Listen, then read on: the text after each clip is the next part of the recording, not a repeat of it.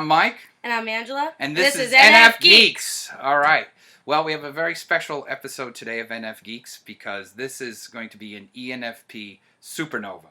Okay, it's going to be more ENFP that you're going to be able to handle because Angela's an ENFP. And so today we're just going to talk all about ENFP and let it all out. And ENFPs love talking about themselves anyways. Yes, so it's perfect today. And all the and NF issues too and all that. Mm-hmm. All right, so Angela, first of all, how do you feel about being an ENFP, just in a general sense?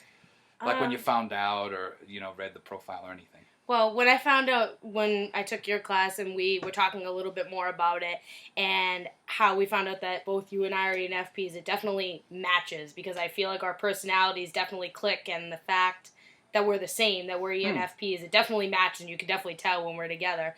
And I feel like it matches my personality because when I read about what ENFPs are and how the personality matches and the decisions we make, I feel like it matches me. Like, it really does make sense. And when I read it, I was like, that's definitely me. There's no doubt in my mind that that's me. Yeah, and also, one thing I've been picking up on in my Myers-Briggs exploration is that there's certain ways that the types look, dress, like there's physical appearances, biologically and expressing themselves. And if you look, we look alike. Yeah, we do. A little bit. We have some of the same features. So, that's weird. It is weird. That we do. And other ENFPs, too, like other male ENFPs. Like, I've seen this with others. So, it's kind of a weird thing. All right, so, let's talk about strengths and weaknesses. Okay. Shall we? So let's do strengths first. Okay. I want to know about the strengths. So that's my big thing I want to know about. That's right. And that's because ENFPs need affirmation. Yes, we do. At all times. All the time. Every day. That's right. At every minute of every day.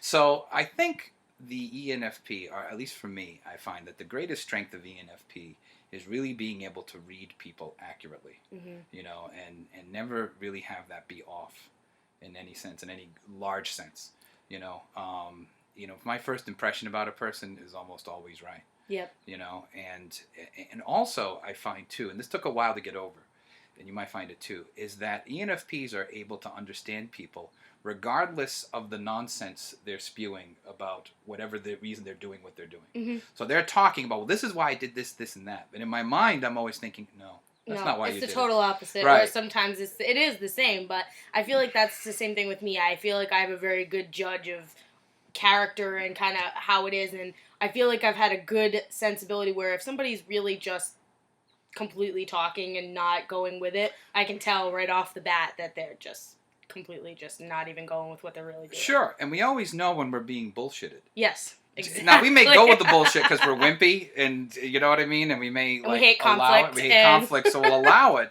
but we're never clueless. It's never, I never, after an interaction went, oh my God, I can't believe I just got snowballed, and never. No. You can never trick an ENFP. Don't try. Just, you're going to make yourself look stupid. It's just the way it is. Well, at least in the ENFP's mind. Yeah. Because we're too wimpy to actually act on it. Some of the other but in our minds, we'll know. You never pull one over on the ENFP. No. Now, do you have any specific instances where you feel you really read someone right?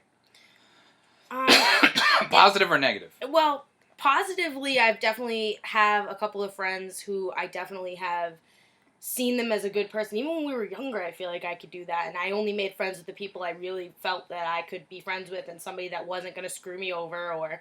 And that's a big thing. But sometimes it doesn't always happen that way, because I feel like as much as we can see through some of the stuff, we also want to see the best in everybody. We also always want to give somebody the benefit of the doubt. So it can go back and forth. So I've had both positive and negative. But I have had negative where people have screwed me over because I didn't pay attention, or didn't go with my judgment, I should say. I'll talk about that in a minute. Yeah. But then, positively, I have had a few lifelong friends. Not many, maybe 2 or 3, but those people, I've seen them throughout, and I've never been wrong about anything they were going to do.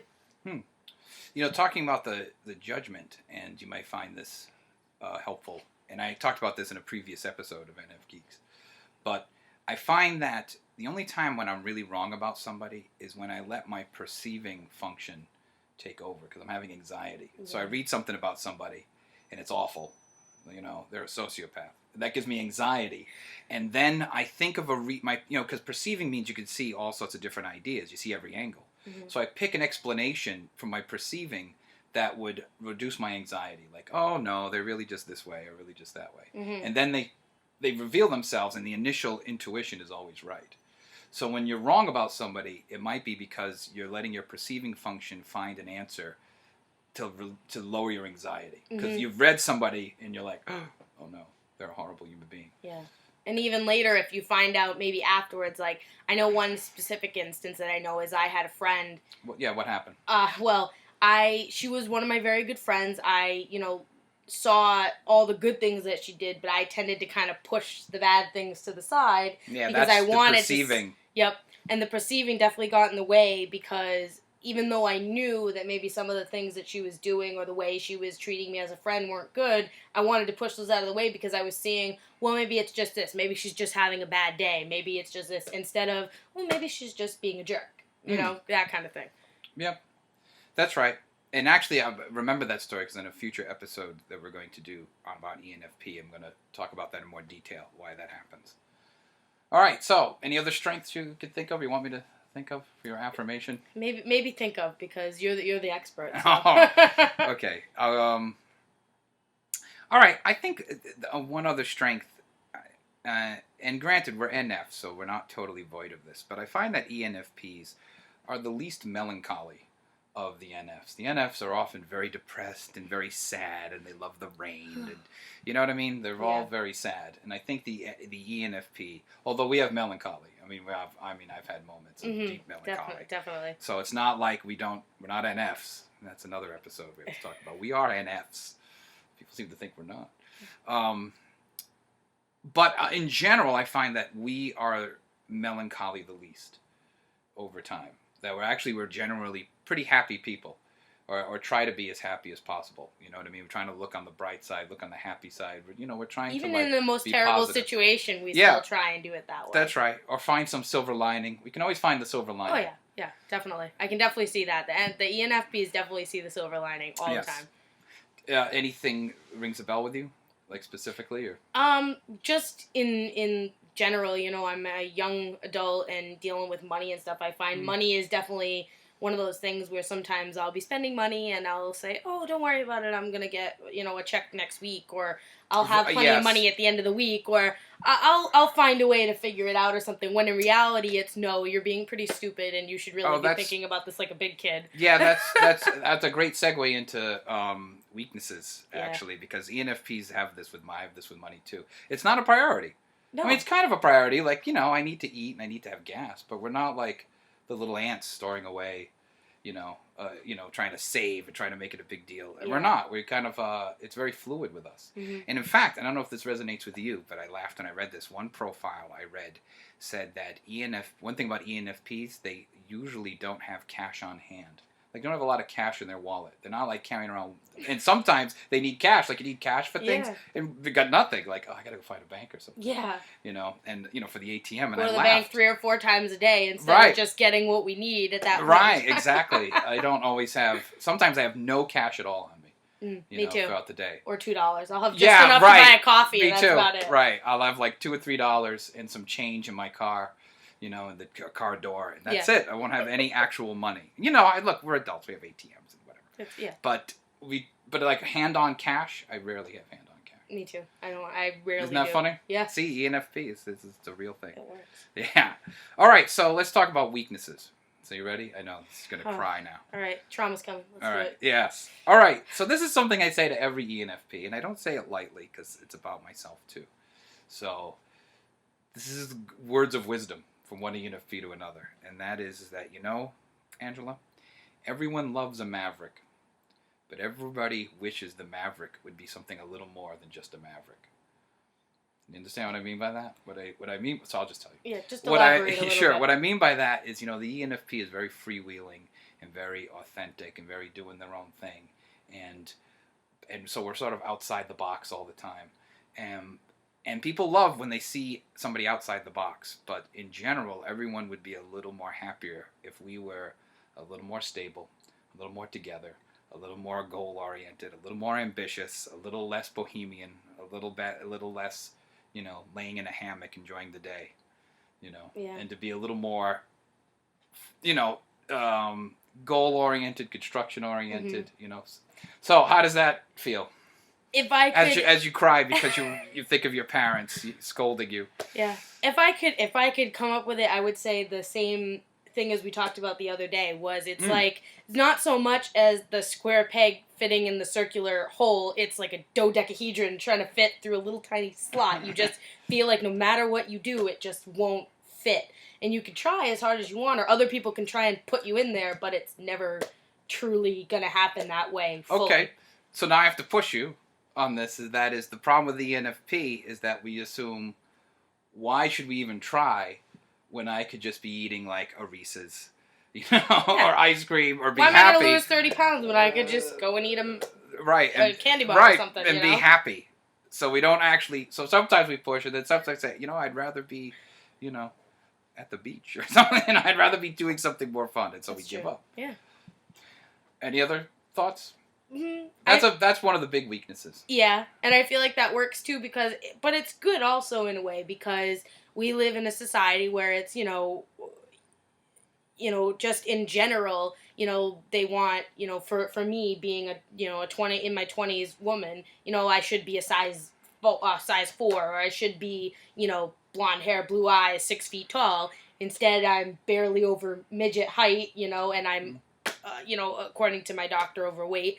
But it's at the same time. And what the hell does he know? Exactly. Like, whatever. Screw him. Yeah. But. Stupid Ed teeth. Think they know everything. Everything.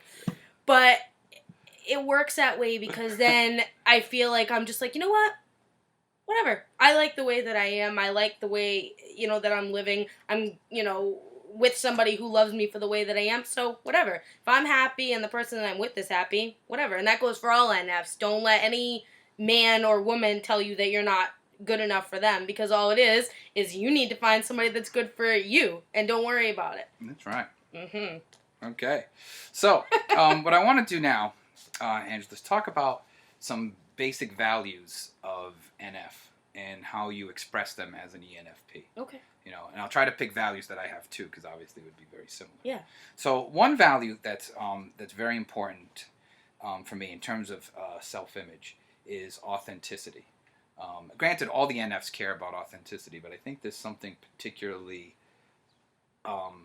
pressing about that with the ENFP, that we would rather be authentic in ourselves and let the consequences be damned. Yeah. You know, and whatever happens, happens, and we don't care. We'll go down with the ship for authenticity.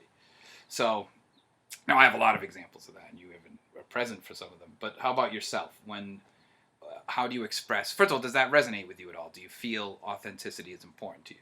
Absolutely. I definitely feel like, as much as I'd like to fit into what everybody wants and kind of how I should be or what it is that I should be doing with my life, I want to do what's going to be better for me. And I want to be maybe not authentic to other people or people see me as being authentic, but just more for myself, that I know that I'm doing what I want. I know that I'm making myself happy and doing what I was made to do in my heart, and what I know in my head is really who I am.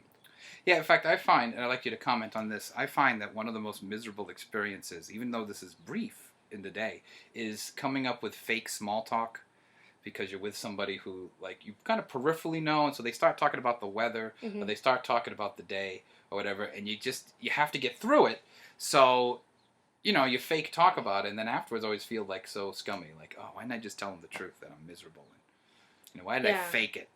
Why didn't I just move the conversation over to something else instead of just, you know, having this meager or even conversation? Not even talk to them.